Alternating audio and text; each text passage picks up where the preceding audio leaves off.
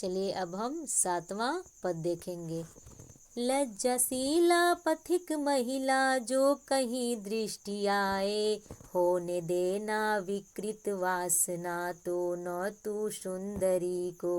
जो थोड़ी भी श्रमित वह हो, गोद ले श्रांति खोना। होठों की और कमल मुख की म्लानताएं मिटाना।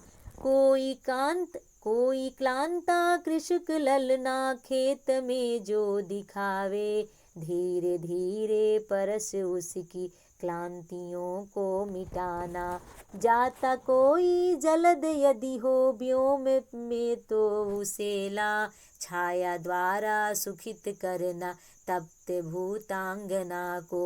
जाते जाते पहुँच मथुरा धाम में उत्सुकता हो।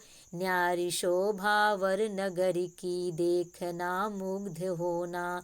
तू होवेगी चकित लख के मेरु से मंदिरों को।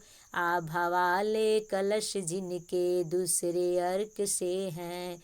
देखे पूजा समय मथुरा मध्य जाना। नाना वाद्यों मधुर स्वर की मुग्धता को बढ़ाना। कीवा लेके रुचिर तरु के शब्दकारी फलों को। धीरे धीरे मधुर रव से मुग्ध हो बजाना। तू देखेगी जलद तन को, जा वहीं तदगता हो। होंगे लोने नयन उनके ज्योति उत्कीर्णकारी। मुद्रा होगी वर बदन की मूर्ति सौम्यता की। सीधे साधे वचन उनके सिक्त होंगे सुधा से। नीले फूले कमल दल सी गाति की श्यामता है। पीला प्यारा वसन कटी में पहनते हैं फबीला। छूटी काली अलक मुख की कांति को है बढ़ाती। सद वस्त्रों में नवल तन की फूटती सी प्रभा है। सांचे ढाला सकल बपु है दिव्य सौंदर्यशाली। सत पुष्पों सी सुरभि उसकी प्राण संपोषिका है। दोनों कंधे वृषभ वर से हैं बड़े ही सजीले। लंबी बाहें कलभ कर सी शक्ति की पेटिका है। हाँ, इसमें देखिए कहा गया कि राधा श्री कृष्ण के वियोग में तो दुखी हैं और पवन को दूतिका बनाकर अपना संदेश भेज रही हैं, लेकिन वह अपने दुख में भी औरों के दुख को भी सोच रही हैं, यानी कि औरों की भी चिंता कर रही हैं। और कहती हैं, क्या कहती हैं कि लज्जाशीला पथिक महिला जो कहीं दृष्टि आए। दृष्टि माने देखना, यानी दिखाई दे। पथिक माने राही, यानी कि कोई लज्जाशील। समझाती हैं पवन से और कहती हैं कि हे पवन, यदि मार्ग में पथिक माने राही होता है और पथ माने रास्ता, यानी कि मार्ग में तुझे कोई लज्जाशील स्त्री दिखाई दे तो क्या करना, होने देना विकृत वासना तो न तू सुंदरी को, यानी कि तुम उसके वस्त्र को उड़ाना मत। विकृत का अर्थ होता है उड़ाना, यानी कि तुम उसके वस्त्र को उड़ने मत देना अपने हवा से। क्यों? यहाँ पर कहा गया है कि जब भी तुम्हें कोई सुंदरी रास्ता में मिलेगी तो उसके वस्त्र को तुम उड़ाना मत। कह रहे कि जो थोड़ी श्रमित वह हो, गोद ले श्रांति खोना। श्रांति का अर्थ होता है थकावट। और यहाँ बताया गया है कि श्रमित का अर्थ होता है थकी हुई। थकावट और थकी हुई दोनों में अंतर होता है, ध्यान दीजिएगा। श्रमित माने थकी हुई और क्लांता माने भी थकी हुई होता है। दोनों दो शब्द है लेकिन अर्थ एक ही है। और श्रांति माने थकावट। तो यहाँ पर कह रही हैं कि जो थोड़ी भी, यानी कि थोड़ी सी भी वह थकी हुई रहेगी श्रम करने के कारण, तो उसे अपने गोद में लेकर के उसके थकावट को क्या कर देना, मिटा देना। होठों की और कमल मुख की मलनताएं का अर्थ होता है एक तरह से कह सकते हैं कि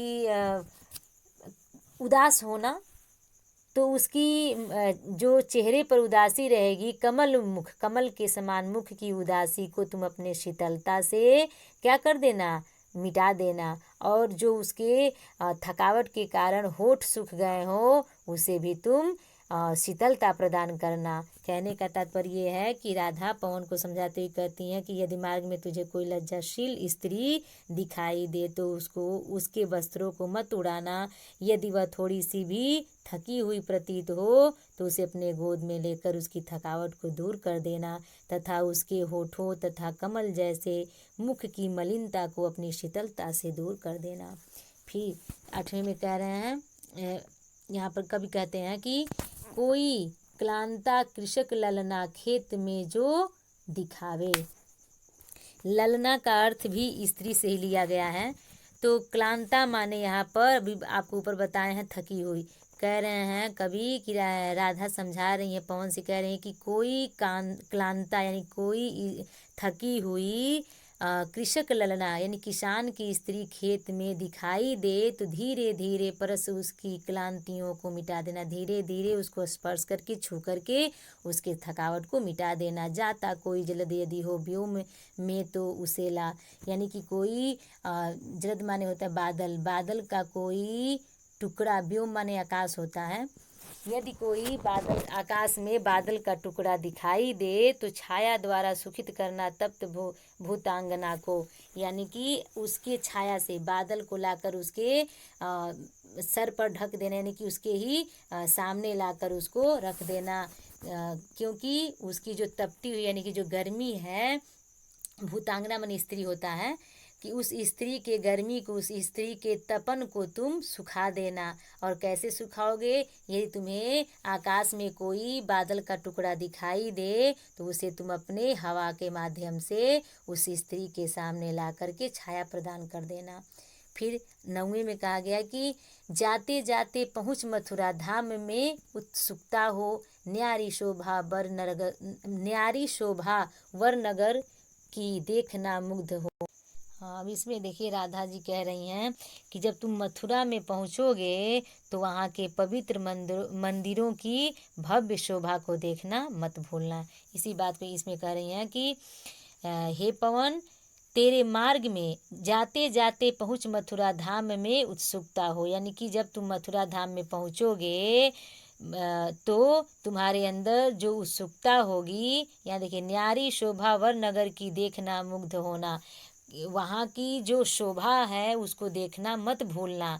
जब तुम मथुरा नगरी में पहुँचोगे तो वहाँ की भव्य, भव्य माने होता है विचित्र, एक तरह से कह सकते हैं, जो अनोखा हो, अद्भुत हो, ऐसे स्वयं तुझे देखने के लिए उत्सुक बना देंगे। यानी कि जब तुम उस नगरी में पहुँचोगे तो वहाँ की जो मंदिर की भव्यता है, यानी कि शोभा है, वह तुमको न चाहते हुए भी देखने के लिए प्रेरित करेगी। तुम स्वयं ही देखने के लिए उत्सुक बन जाओगे।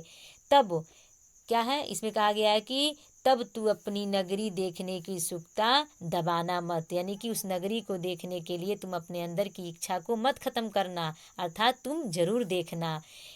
तू होवेगी चकित लख के मेरु से मंदिरों को, और जब तुम उस मंदिर को देखोगी तो क्या हो जाएगा, यहाँ बताया गया है कि उस मंदिर की विशेषता यहाँ बताई गई है। हाँ, आप नीचे वाले लाइन से अगर देखा जाए, ऊपर वाले लाइन से नहीं, यहाँ नीचे कहा गया है कि आभा वाले कलश जिनके दूसरे अर्क से हैं, यानी कि उस मंदिर की विशेषता बताते हुए कह रही हैं कि जब तू वहाँ दूसरे सूर्य के समान चमकती आभा वाले, यहाँ अर्क माने सूर्य से लिया गया है, अर्क माने सूर्य होता है, तो कह रहे हैं कि जब तुम सूर्य के समान चमकती आभा वाले कलश से युक्त, फिर अब ऊपर लाइन में जाइए, यहाँ कह रही हैं कि मेरु से मंदिरों को, यानी कि मेरु पर्वत जैसे विशाल यानी कि बड़े ऊंचे पर्वतों को देखेगी, तब तेरे तो होवेगी चकित लख के, लख माने देख करके, तब तुम उसको देख करके चकित रह जाओगी, अर्थात तुम्हारे आश्चर्य का कोई ठिकाना नहीं रहेगा। अब चलिए पूरे इसके अर्थ को देख लीजिए। यहाँ राधिका पौंडुतिका को समझाते हुए कहती हैं कि तेरे मार्ग में मथुरा नगरी भी पड़ेगी, तू जाते जाते उसकी शोभा देखना मत भूलना। जब तू मथुरा नगरी में पहुँच जाएगी तब वहाँ की भव्यता तुझे स्वयं ही उसे देखने के लिए उत्सुक बना देगी। जब तू अपनी नगरी देखने की जब तू अपनी नगरी देखने की उत्सुकता दबाना तब तू अपनी नगरी देखने की उत्सुकता को दबाना मत, बल्कि उस नगरी की सर्वोत्तम और मनोमुग्धकारी शोभा को देखकर उस पर मुग्ध न होना, यानी कि मुग्ध होना न भूलना। तू जब वहाँ से दूसरे सूर्य के समान चमकती आभा वाले कलशों से युक्त सुमेरु पर्वत जैसे विशाल और ऊंचे पर्वत को देखेगी तब तेरे आश्चर्य का कोई ठिकाना नहीं रहेगा।